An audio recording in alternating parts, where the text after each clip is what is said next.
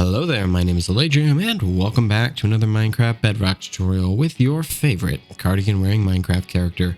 And in this Minecraft Bedrock tutorial, I have for you this incredibly simple, non-resource intensive bamboo farm for your Minecraft Bedrock 1.19 world.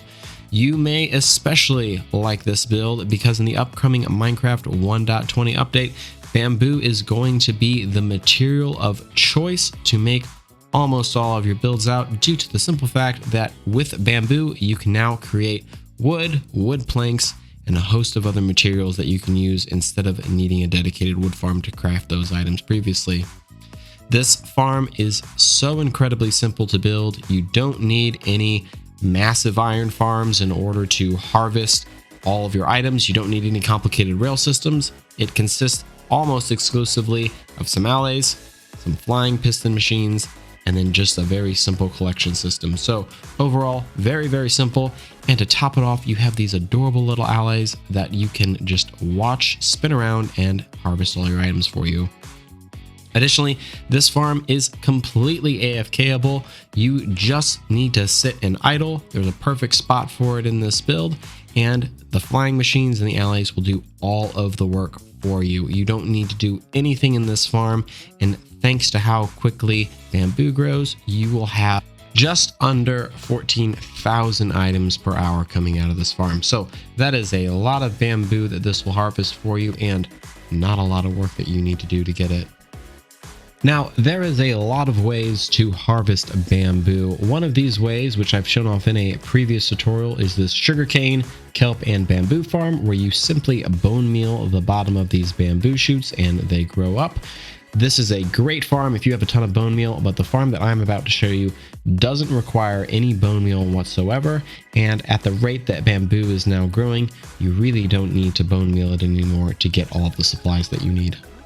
And like I mentioned earlier, in Minecraft 1.20, bamboo is going to be the choice material to make your builds out of. We take a look here at the crafting bench in the 1.20 snapshots here on Minecraft Bedrock. If you take 4 pieces of bamboo, you now can construct bamboo planks, and these bamboo planks can be used to craft any type of bamboo item: fences, fence posts, gates, staircases, slabs, boats with chests, signs, hanging signs, buttons, trap doors, pressure plates, you name it. But these bamboo items can also be used to craft things such as sticks or any other type of material that you may need that requires a type of wood block. But with this farm, you won't need to explicitly make wood. You can instead use bamboo, which by the time you're done with this farm, you're going to be having so much bamboo that you're probably going to be absolutely sick of it. So with all of that said, let's go ahead and dive straight into the tutorial. So to go ahead and get started with this build, you're going to want to find yourself some nice open area, and we are going to carve out a 2x2 chunk area. If you don't know how to chunk align, you can use this resource pack by Foxy No Tail that you can use these armor stands to get these chunks lined out for you. We just need 4 chunks here in this 2x2 grid, and all I'm going to do, just for the purposes of making it super clear where things are, is I'm going to mark out where the corners, edges, and where the middle of this farm is. So I'm going to go ahead and grab ourselves these wool blocks. I'm going to go ahead and mark the center of this right here, and if you don't have this resource pack, you can just find this some other way and then move out 16 blocks. So here's our corner, here's our sides, and we are just going to repeat this for this entire grid, and then we are going to clear this entire area out and level it off. So once you have that all marked out, you should have a 2x2 grid pattern here, and then we are ready to continue on. Now, this farm is not directional, so you can build it running either north-south or east-west. It really doesn't matter, but we're going to go ahead and get started by building our stop blocks for our flying machines that are going to harvest all of our bamboo. So we're going to go into the middle of this first grid here, so that's 7 blocks in and then 5 blocks back, and just build this obsidian stop block. Make sure this is an obsidian, because that will ensure that our flying machine does not exceed anything. So as you can see here, 1 2 3 4 5 6 7. 7 is going to be the middle of this because this is a 16 wide chunk, and then we are just splitting it down the middle. Same thing over here. We're going to build this 1, 2, 3, 4, 5, 6, 7, and then 1, 2, 3, 4, 5, and then put these floating blocks right here. We're going to go ahead and repeat this on the other side. And if your area does not have all the space cleared out behind it, and make sure that this is all cleared out so that your flying machine doesn't accidentally get stuck or pick up any items. We're going to repeat this on the other side of the farm as well. So just get in the middle here, go ahead and zip on over, and then you can place those in the other side. Next, you're going to want to pick one side where you have these stop blocks, and you're going to build this pattern here. You can make this either out of slime or honey blocks. It doesn't matter, but you're going to have 1 block, 2 blocks here, and then 3, 4, 5, 6, 7, 8. This is going to be our flying machine. Make sure you place some temporary pieces of obsidian here so in case you do activate your flying machine, it doesn't kind of go off the rails. We'll stick a sticky piston right here. We're going to place a observer, and we want the light to be facing into this piston with the face on the other side. So do that here. Go ahead and grab yourself a regular piston, and we're going to place it there and here. And then we're going to place another observer here and here. Then you can go ahead and knock out these temporary blocks. And just to test this, go ahead and just pop that in there. And if you did it right, this flying machine will now fly all the way to the other side where this other stop block is, where it will park. Once you have verified that this flying machine is working, we're going to go ahead and repeat this exact same build on the other side, then send it all the way down to this other side of the farm just to test and verify it works. It's really important that with these flying machines that you make sure you have your stop blocks in the right position, because if you don't, your flying machine will just keep on going forever, and no one likes hunting and chasing down a lost flying machine. So again, very simple over here. We're going to build this pattern. That's 2 over, and then 2, 3, 4, 5, 6, 7. And then we're going to go ahead and place sticky piston, regular piston here, regular piston here, and then observer, observer. And then same thing over here. And again, place yourself some temporary stop blocks just in case you activate this. That way you don't have to chase the flying machine. But there you go. There is your second flying machine all built. And again, give it just a little test and send it along its way.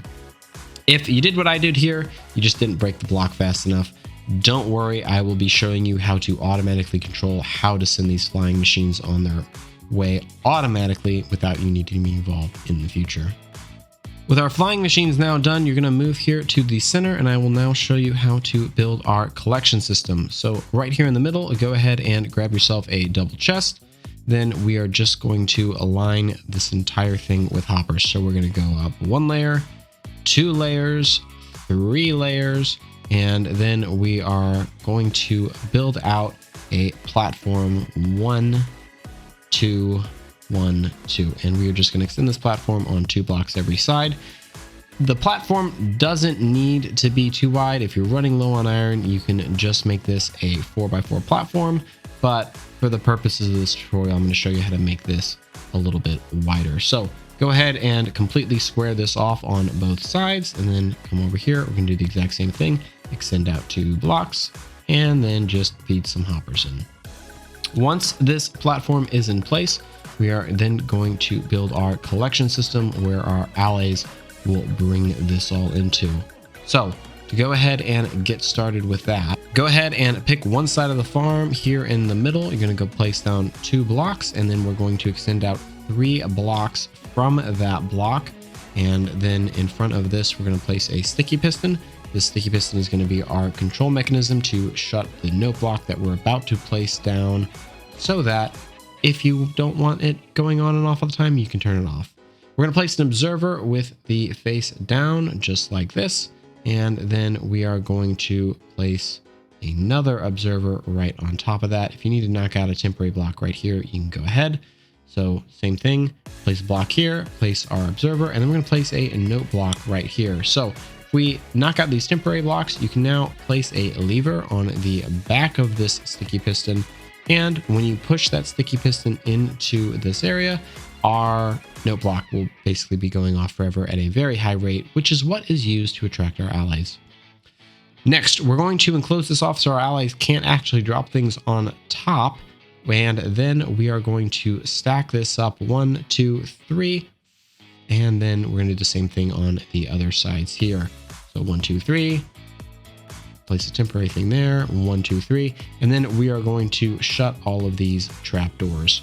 You can go ahead and knock out this bottom item here as well. You don't need it. We just place that temporarily. So lift up all these trapdoors, knock out this temporary one, and then cap this off here at the top, just like so. This, like I said, will prevent allays from dropping things directly on top of our note block, and that will result in all of our items dropping down into our hopper system here. Again, as I've just shown, the lever is used to turn this mechanism on and off if for some reason you don't want it on in the area that you're working on. Now, allays are what is going to be used to harvest all of our items, and we just need to bring an allay over to here, give it a piece of bamboo, and as you can see here, it will pick up that bamboo and then it will throw it over to where we are. Or if we have this note block going off, we can drop these items right over here. He'll fly on up to where our note block is, and then he will throw them in the air down into our collection system. Allays can be found in woodland mansions and also in pillager outposts, but if you're having trouble getting them to come with you, you will need to duplicate them. And to duplicate them, you need to do two things. First, place down a music disc, and your allays should start dancing around it. And then you simply need to give them a shard of amethyst, and that shard of amethyst will help them duplicate. So here's a brand new allay. Go ahead and give them the shard here, and as you can see, that is how we duplicate them.